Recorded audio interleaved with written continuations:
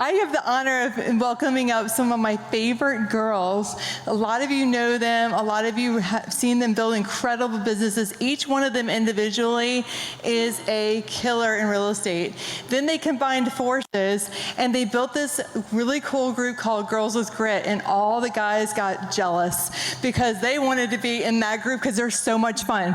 So I have Tara McCarthy. She flew in from Colorado. I have Lauren Rocco. She's here in Charlotte. Many of you have done lots of deals with her. And we have Jamie Tulak.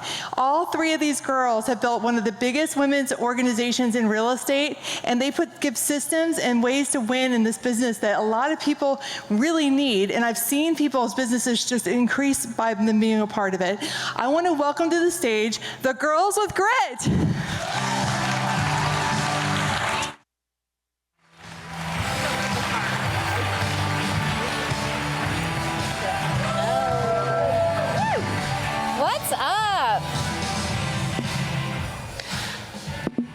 Hi. This feels like coming home. I live in Raleigh, and you guys are a great audience. This is home. I love being able to speak on stage in North Carolina. How many of you flew in? Quite a few of you. This is exciting. Well, welcome to North Carolina, our home. We adopted Tara. Right? I love it here. This is great. And everybody, when I say I'm from Denver, they're like, oh, just up the street. And I'm like, no, the real Denver, Colorado. Real Denver. Sorry, those of you that are from Denver. Well, thank you for having us here today. Shelly, Craig, you guys are amazing wherever you are. Thank you for having us. This event, this venue is beautiful, isn't it? It's amazing. I'm having a great time. Well, today we're going to talk a little bit about how to save your stale listings. How many of you feel like you've got a stale listing and you cannot move it off the market? Normally at these events, you hear a lot of high-level, mindset-y type stuff, and we're going to stay in our lane with this tactical piece, which is what we're really good at. So we are going to talk through and tell you guys how to save your stale listings. So first and foremost, I want to set the ground rule here. A lot of you cheered when we said stale listings. And I think the biggest piece to know is, what is a stale listing?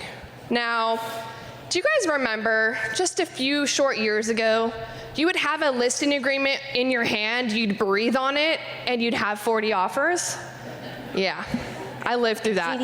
That was pretty stressful, to be honest. We've been in real estate a really long time. I'm not going to tell you how long, because then I'll give away my age. But we're not in that market anymore. And I think a lot of us that have come into real estate over the last 5 years think that if we don't have an offer within 14 days, oh no, my listing has gone stale. And that's just simply not true. Is this a hard market? Yes. Is this arguably one of the hardest markets that we've probably seen in the last 2 decades? Yes. Our house is still selling every single day. Yes. The way that we can constitute a stale listing is if the listing has reached the average days on market for a like-kind listing in your similar location. So kind of look at those stats and data. We've got our data nerd here, Tara.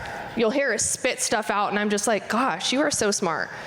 But she talks a lot about that to our coaching students and breaks that down for you. But the biggest thing is, has your listing gone double the average amount of time between showings? So for example, if you were getting 1 showing per week and you haven't had a showing for over 2 weeks, that's probably indicator number 1 that you're headed that way.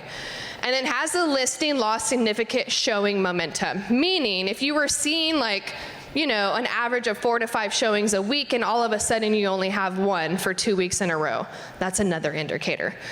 I think the average days on market truly right now for most people across the country, and this is just, a blanket statement, so do your research and find out what it is in your market, but we're seeing about 40, 45 days for houses to sit in the market. Anything beyond that, you're going a little bit stale. Is everyone with me? Do we got that? Okay. Absolutely. So when we're talking to our sellers, whether it be very beginning of our conversations, or maybe we've screwed it up a little bit already, maybe we're already on the market 30 to 45 days, we need to be talking about the 4 key components of listing success. Now, this is the thing. I know we all know these things. We all know that preparation, presentation, price, and promotion are going to be our 4 pillars of listing success. However, your sellers do not know it, and I know that as an industry, we are not doing a great job of explaining it because I see so many listings on the market right now that are missing one of these key pieces.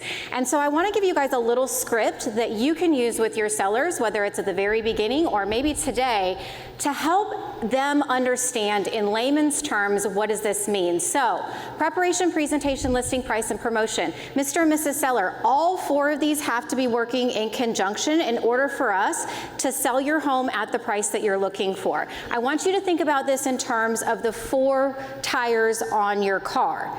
If all the 4 tires are moving in the same direction, they're all full, they're moving correctly, we're going to get to our destination. However, if one of those tires goes off the rail, if your preparation goes off the rail, we are not going to find success in reaching our destination. And so I want you to keep that in mind as we are talking about what do we need to do to prepare your home. Preparation is things like cosmetic repairs, updating, decluttering, all of that stuff that you do before you go on the market. Different than presentation, right? Now, presentation is, what does the house look like when the buyer shows up?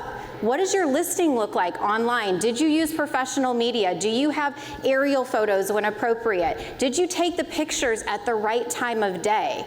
How many times do we see photos in the MLS where the sun is behind and there's these terrible shadows in the front of the house? These are all things that we can control as real estate agents.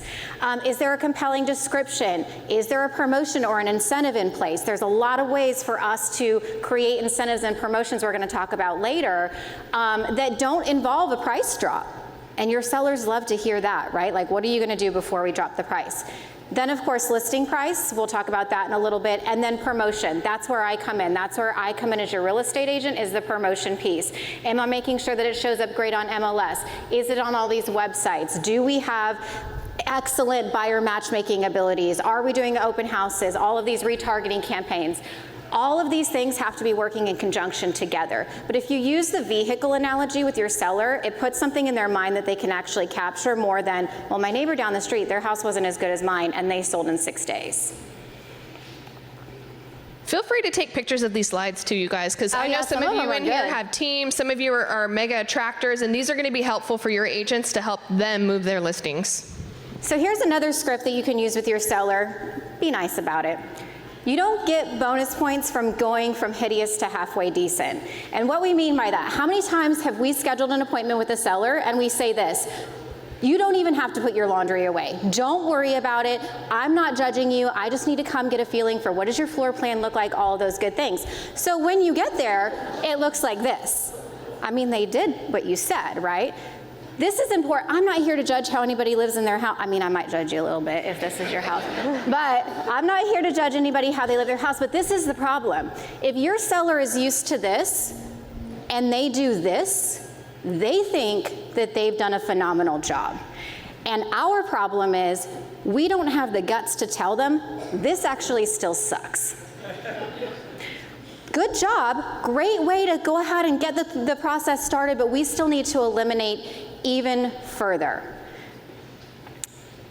And if I'm telling you the truth, this loft probably shouldn't be staged as a bedroom at all. That's odd. You've got a curtain. You see the curtain on the left-hand side here. It just makes people think that you're bursting at the seams and there's not enough space in this home. So what we really need to do is we need to actually stage the home. Now, this is the thing. Virtual staging, this is actual physical staging. So many of us use virtual staging for this, and what you're doing is you're catfishing your buyers, right? It actually looks like this, and you did this with virtual staging to make people come to the house. Nobody's excited about that. But if you do this correctly, this is my actual listing. You actually go under contract with multiple offers over asking in a market where 43 days on market is the average. Show them, don't tell them. Say that again, ma'am. The multiple offers part, multiple offers over asking. I actually multiple offers, and it was her listing. Say that again. Don't forget about that part, my listing. So if you're looking for an agent in the real Denver, no, I'm kidding. All right, so market requirement number 2. This market requires marketing. Gone are the days, like Jamie said, where we could just put a property on MLS, or maybe even before it hits MLS and we have multiple offers. We actually have to be skilled as marketers inside of the real estate industry, because ultimately, y'all, like newsflash, that's what we are. We're marketers. We're salespeople. We're not data and like enterers. We got it on MLS. Cool. Check the box. Done. No, we have to actually take the next step and market these properties. And this is going to require both time and money. So y'all probably heard that saying where it says not all, I'm going to botch it, not all good marketing is expensive, and not all expensive marketing is good. So just because you drop $7,000 or whatever on that real fancy video and you do nothing with it, like that costs you a lot of money. There's plenty of things that you can do that are creative that you can use to market a property.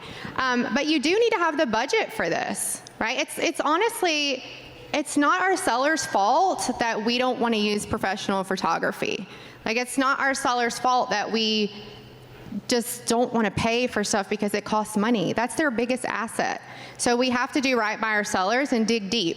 And again, it doesn't have to be crazy expensive, but it needs to be professional. You need to be creative, and you need to have a plan that actually goes through that average days on market. Because so many times we're like, okay, we're going to do X, Y, and Z, and we do it in the first 3 days, and then we're out of gas.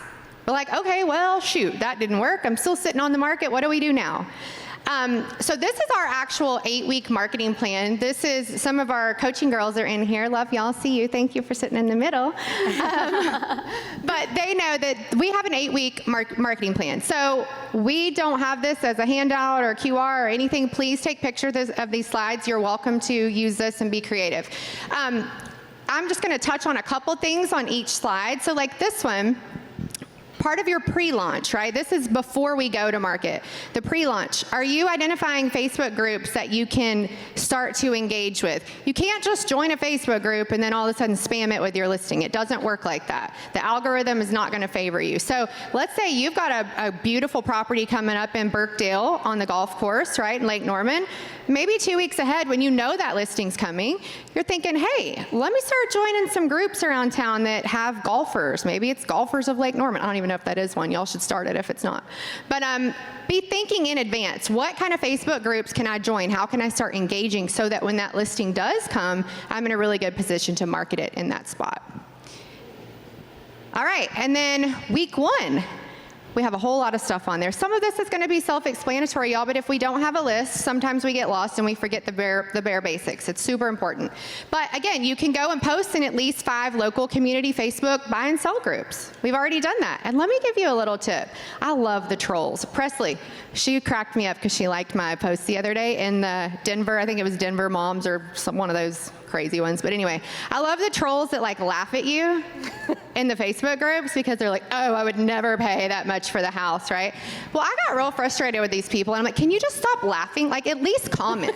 At least comment and like boost my algorithm a little bit. So like troll right back. Who cares? It's getting you having those conversations back and forth is getting your listing exposure, and that's what it's all about. We got to get over looking dumb, okay? We got to do what it takes to actually market these properties and get more eyeballs on our listings. Okay, so week 2. Maybe you're compiling a list of all the agents who've sold in that area in the past 2 years. Does this take money? No.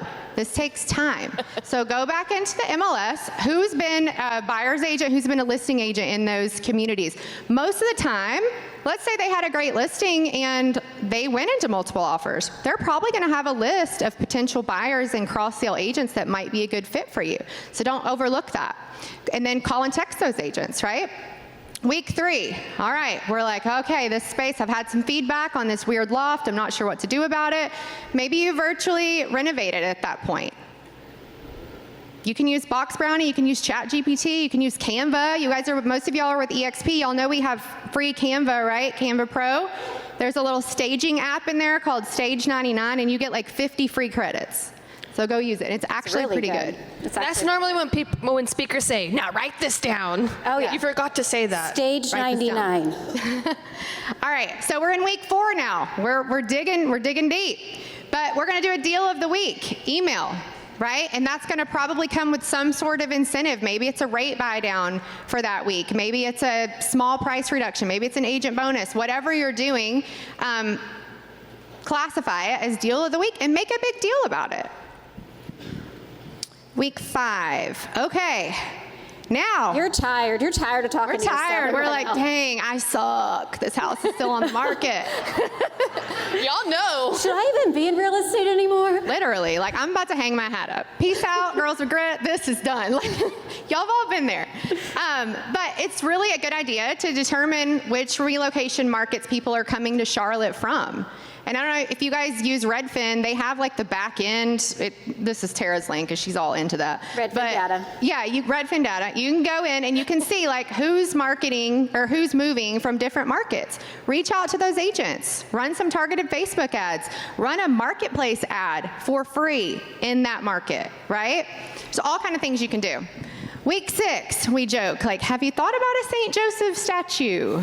But kidding, not kidding, but I hear you have to do it upside down for it to work or something like that. But anyway, so now we're in week 7.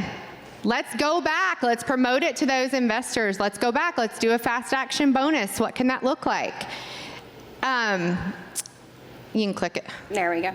All right, now here's the thing. Hard week. It has been a hard week, and it's only Tuesday. Hard work beats talent when talent doesn't work hard. You guys have heard this. The great thing about this market right now is that you truly have the ability to earn your worth. And that's the cool thing about real estate.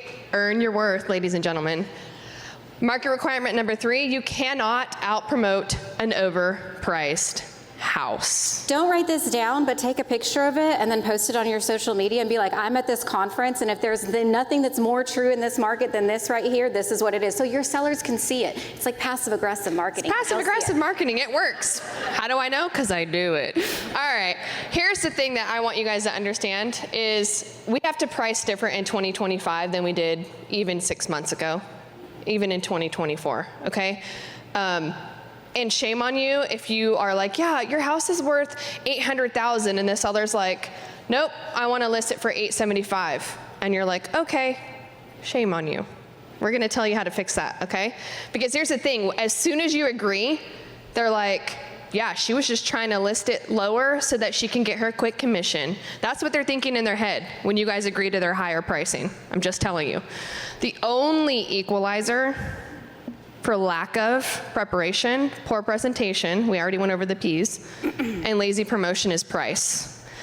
I've almost been like totally sliced for saying that we disagree with people who sit there and say price is the only way to fix your stale listings. And well, I it's disagree. not the only way to fix Correct. it, but at the end of the day, so here's the thing, we get it. Not every seller is capable of completely clearing out their house. Maybe staging isn't the right option because they've got 2 horse-sized dogs and your stager's not gonna be bringing furniture in, right? There are always circumstances, but all 4 of those components have to be moving in the right direction, or else price is your only equalizer. Does that make sense? And so you have to get really comfortable talking to your sellers about that and be like, look, we've got 4 buckets to pick from. Yep. We've got promotion, we've got price, we've got preparation, and we've got presentation. But if you can't meet me where we're at in this bucket over here, your only option is price.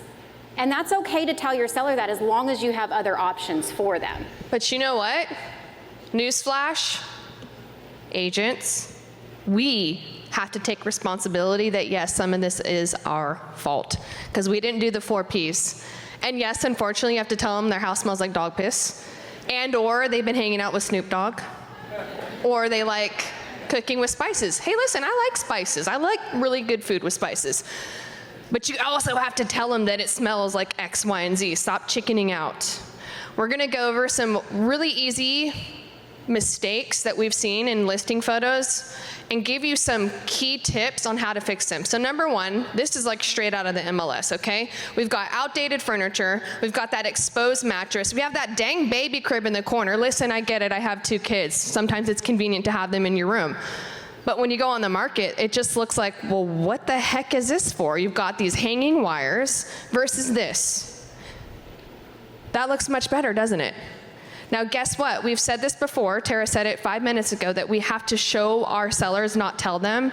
You could easily do this with ChatGPT and or that staging app in Canva. This was actually done with this actually is, okay? And you can tell them, this is what I think we need to do, and show them while you're telling them. That looks so much better, doesn't it? Well, especially because when it looks like this and you're telling them to go buy white bedding, there's like, why does the bedding Why does it matter? Right? Like, why my bedding's not selling with the house. Why should I have to put white bedding? Well, because this is what it looks like when you do. And people are like, okay, I'll buy the $50 in white bedding on Amazon if it can look like that. Yep, and then the next thing here, it's like, all right, how many of you have listings where they have the little stars on the ceiling? In the MLS, it looks like mold, you guys. Or they've got the LED strip lighting. You're like, what's really going on here? We have to tell them, like, this does not look good. That frumpy pillow, the blanket, the clutter, like, voila. It's not that hard, but we have to show them why it matters. We cannot just tell them because they're like, la, la, la, la, la. Show them, okay? All right, market requirement number 5. We have to earn that price reduction. Going back to that 8-week marketing plan, you got to show receipts. You can't just come up and say, hey, well, it's not selling. I guess we need to drop the price. They're not going to buy into that. They're going to think that's your only play. But when you can come and you can say, Mr. and Mrs. Seller, listen, this is what I've been doing over the last 8 weeks. We've exhausted X, Y, and Z. We've marketed here. We've done this. We've done that. And honestly, we're getting crickets. So you know what? The market is telling us that all we're doing at this point is continuing to promote a house that is overpriced. We need to do a price reduction. But you've got to earn that right. We can't just take listings and then continue to just ask for the price reduction without doing anything. Yeah, so this is what I like to call my come to Jesus meetings, okay? Where did it go wrong? What happened? And this is where you have that little dose of truth serum with them, where we sit down and go, remember when we talked about needing to do this, this, and this before we went live, and you decided to do A, but you didn't do B, C, D, E, F, G, L, M, N, O, P, Z? You get where I'm going with this. You have to take an honest look at your listing and do a fresh eyes walkthrough with them and show them. She said receipts. Show them these side-by-sides. Take a screenshot of this so you have these questions that you know you need to walk through with them and go through these again. Because how many times, especially in the summer here in Charlotte, you go show a vacant house, you open the door, it's musty as hell, and it's 100 degrees inside. And your buyers are like, absolutely not, I'm already sweaty, let's go. So that's what we're talking about, those types of things. Is it totally vacant? Does it feel cold? How can we fix these things? How do we fix these? Yeah. Well, and this is part of it too, is we actually have to be honest with ourselves and our sellers at this point in time, because we do this thing inside of our elite coaching program called a listing roast, where people submit their listings and they're like, what do we need to do to fix this? And I'm like, girl, you've got 12 exterior photos as your first 12 photos. Like, what are we doing here? Why is their dining room still lime green? What is happening? So you have to think about, again, going back to the 4 pillars, preparation. If your issue on your listing is preparation, your number 1 job is to take your sellers to see 2 to 3 of your listing's closest competition. You go find the 2 to 3 houses that are going to sell before your listing, and you drag your sellers through there. And you show them what other buyers are seeing when they're looking at those 2 homes side by side. And talk to them about what needs to happen differently. Again, you have to get them out there. Don't be lazy about it. Don't send them the MLS form and say, look at these photos compared to your photos. You need to actually get them out there. And then make a little honey-do list for them and say, okay, we saw your competition. This is what we have to do to either equalize on preparation, or price is our only answer. And you can help them by, again, using ChatGPT or Stage 99. I'm not suggesting that you use virtual renovations to show that the backyard looks like this, but again, you tell your sellers, you need to replace all the mulch around your pool. It looks like garbage. Nobody wants to hang out by your pool when it looks like this. And they're like, I don't have the money for it, blah, blah, blah. Show them what it can look like with a small investment, and so that they understand what buyers are seeing. You cannot expect your sellers to visualize. That's not their business. Same thing with staging, right? So their room looks like on the left. Look at what your room could look like with a $250 Amazon sofa that you could probably resell when we're done here, and $50 in Amazon bedding. Show them so that they understand the visual impact that they see. If it's presentation, look, some of y'all have crappy videos, are you crappy photographers. I'm just gonna say it out loud. Just because they're a professional doesn't make them good, right? There's so many times where I see it looks like the pictures are taken from down here or up here, or I don't know, maybe they were drunk. I'm not sure what happened, but the pictures are bad. Just because you paid $250 for them doesn't make them good, right? So sometimes you need to reshoot the pictures. Can you use virtual staging to clean up a little bit? Evaluate your photo offer, or your photo order. Does your seller need a spot check? Maybe you're like, when I go over there, it's great, but like everybody's complaining about it smelling. Send a spy. You can do that. Send a spy so that they can give you actual feedback. Again, helping them see potential. Help buyers see potential though too. So this is another actual listing of mine. We ran 20 people through this house and everybody complained about this retaining wall in the backyard. So we did a virtual renovation through Box Brownie. I think it was $27. We printed it and put it on a 24 by 36 foam board and put it at the easel right next to the sliding glass door. And we got an offer the next day. Coincidence? No. Probably not. But you have to also help your buyers see potential. All right, price. We're gonna run a fresh CMA with current competition. You guys know things can change from when you go live into 3-4 months down the road, right? So let's run a fresh CMA. Let's see what new things have sold. Let's see what new things are active. We've got to put our buyer agent, as listing agents, we have to put our buyer agent glasses on and look, hey, what are they looking at? If they're looking at mine, they're probably looking at this one 2 neighborhoods over. So utilize that. Adjust the price strategically to fall within high search brackets. Do y'all have those conversations with your sellers about how people actually hunt for houses, right? We know that like if they're going to look on Zillow or Realtor.com, which they are, like they're going to go there before they go to our website, let's just be honest. They're going to look in those $50,000 increments. So you may have a seller that's like, I really think my house is worth 603. I got to get 603. And you're like, okay, but people look from 550 to 6. So I know the comps are saying 603, but let's just back it down here, right? And get right there on that price bracket. That is super important. And it's also one of those things, and you guys in Charlotte, you have showing time. You can go and see how many showings are happening at different price points. So maybe at 625, you're actually getting more showings than you would at 603. Mm-hmm. Take inventory, make it make sense, right? Explain the cost of waiting versus pricing it right now to a motivated seller, right? There is a cost of waiting this out. You've got the cost of maintaining the property. You've got, oh, interest rates are going down over here. It's gonna actually, you might be in multiple offers on the buy side. Explain that to them so that they can really understand and make an educated next move. Lauren, I love what you said about putting your buyer hat on because it's not on the slide, but the problem that we have as listing agents is when we pull comps for our houses, we typically are looking right in the same neighborhood, right? Especially if there's enough comps to substantiate what you're going for. So you look right in the same neighborhood. But 99% of buyers are not only looking in that neighborhood, they're looking in all of these neighborhoods. And so we have to think about what the active competition is out there so that you know that in 3 neighborhoods over, they could get 500 more square feet, right? So that all plays into it now. And then promotion. You guys, we put this together for you. It's 60 fresh ways to market your listing. And I don't mean to toot our own horn, but like there's a lot of really good stuff in there. So you can go to our social media and snag a copy of that.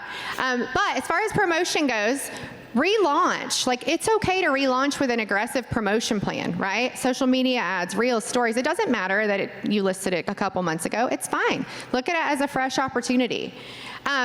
Leverage your vendor partners. How many of us have lenders that want to take us to coffee? Sure, bro. You know what? Share my listing 10 times, maybe we'll go. Like, it's okay. Ask them to get involved. Identify the most likely buyers for your listing. How can you reach them? Is it direct mail? You know, if you have a listing in a 55 and up community, is it going to be social media? I don't know. Maybe, but direct mail might work better. So think about those things. I had one more and I can't think of what it was, but it's okay. Identify one or more event to help promote. That doesn't have to be a real estate event. It can be like a community event, right? Partner with that to help get this listing out there. But we have a ton of ideas on this freebie that we have for you guys, so feel free to grab that. Absolutely. The thing about it is that in a market like this, how many of you guys have been licensed for more than 9 years? A lot of us. There's also a lot of us that haven't. So you've never really seen a real market like this where you actually have to become a marketer. When you are in this market, you have to be better than everything else out there. Your seller thinks as long as you're equal to everything else out there that their home is going to sell, and that is not the truth. And that's why it's so important to understand things like absorption rate and all of that data that's behind, so that you can understand, okay, if you're not the top, you're going to be on the market for another 90 days. Is that where we want to go with it? And have those really honest conversations. All right, last requirement here, number 6, stop making the same mistakes. Know better, do better. So communication's key. Make sure you're setting your expectations in writing and early. Another tip for you is have those weekly seller update rhythms going out via email. You see right there, we've got inside our listing system a market update template that our coaching clients use. Make sure that you have those hard conversations. Make sure you're doing them in person or over the phone. I can't tell you how many times we've seen screenshots on all the real estate agent Facebook groups that are like, look at what my seller said to me. And I'm like, you really had that conversation via text message? Boink, what's wrong with you? Have those conversations in person or over the phone, okay? Yep. Don't be that agent, y'all, that just tells the seller what they want to hear. It always bites us in the butt in the long run. It really does. Be honest with your sellers, help guide them, educate them, and do a good job by them. They're trusting us with their biggest asset. And we honestly, we owe that to our sellers and ourselves. So don't be that agent. Get out there and crush it. Thank you guys for letting us be here today. We love y'all. Go sell some stale listings.